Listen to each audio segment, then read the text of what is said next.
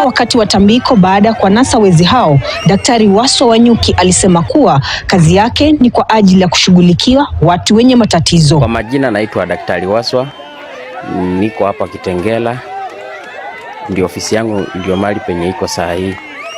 Kwa hivyo mahali popote msikilizaji ama mpendwa ambao mwenye ananiona wakati huu, sitaki upate kuona kwamba napoteza. Zingine zika hapo, nafikiri mtaona ambao wenye mnakuwa mnaniona kwenye mtandao. Kwa hivyo niko hapa kuwasaidia, na niko na ofisi nyingi, si ati hii peke yake Kitengela, na nimefanya mambo mengi sana ambao ni za muujiza tu. Hata mtu ambao mwenye uko na shida, mwenye uko huko na nisikiliza ama unaniona, ningependa upate kuona jinsi, upate kupitia kwa hiyo nambari yangu ya simu, ndio upate kujua jinsi unaweza pata kusaidika. Mara nyingi hizi kazi zingine ambazo zinafanya zionekani kwenye mitandao,